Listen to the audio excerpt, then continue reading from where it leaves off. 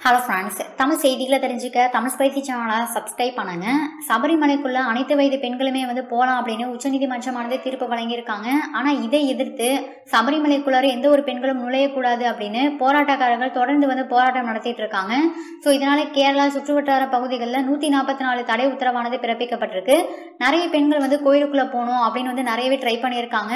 ஆனால் போராட்டக்காரர்கள் அவங்கள போக விடாம திருப்பி அனுப்பிட்டு இருந்தாங்க. இப்போ கோயிலுக்குள்ள கனக துர்கா பிந்து இந்த 2 பேரும் கோயிலுக்குள்ள போய் தரிசனம் பண்ணிட்டு வந்திருக்காங்க. இது எல்லாருக்குமே மிகப்பெரிய அதிர்ச்சியை கொடுத்திருக்கு. அதற்கு காரணம் இவங்க யாரு கண்ணிலுமே படாம கோயிலுக்குள்ள போய் தரிசனம் பண்ணிட்டு வந்திருக்காங்க. அதுவும் போலீஸ் பாதுகாப்போட.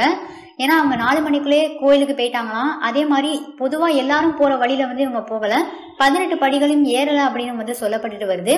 இந்நிலையில எந்த ஒரு பெண்களுமே நுழைவிடாம போராட்டக்காரர்கள் தடுத்துட்டு வந்த நிலையில இவங்க 2 பேரும் கோயிலுக்குள்ள போய் தரிசனம் பண்ணிட்டு வந்த விஷயம் எல்லாருக்குமே மிகப்பெரிய அதிர்ச்சியை ஏற்படுத்தியிருக்கு. அது மட்டும் இல்லாம தொடர்ந்து கேரளால பாத்தீங்கன்னா பெண்களின் சுவர் அப்படின்னு பெண்கள்லாம் சேர்ந்து போராட்டம் நடத்திட்டு இருக்காங்க.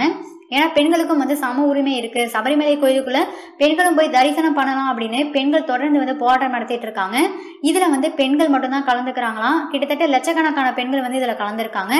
ஸோ தொடர்ந்து கேரளால பதட்டமான சூழல் தான் நிலவிட்டு இருக்கு. அது மட்டும் இல்லாம இந்த பெண்களை சபரிமலைக்குள்ள வரக்கூடாது, கோயிலுக்குள்ள போகக்கூடாது அப்படின்னு தடுத்து வந்த அமைப்பினர் இப்ப 2 பெண்களும் கோயிலுக்குள்ள போய் தரிசனம் பண்ணதுனால கோயிலோட புனிதம் கெட்டு போயிடுச்சு. அதனால கோயிலுக்குள்ள புனித பூஜை நடத்தணும், நடைய சாத்துங்க அப்படின்னு போராட்டக்காரர்கள் தொடர்ந்து கோஷம் எழுப்பிட்டு இருக்காங்க. இந்த வீடியோ உங்களுக்கு பிடிச்சிருந்தா லைக் பண்ணுங்க, ஷேர் பண்ணுங்க.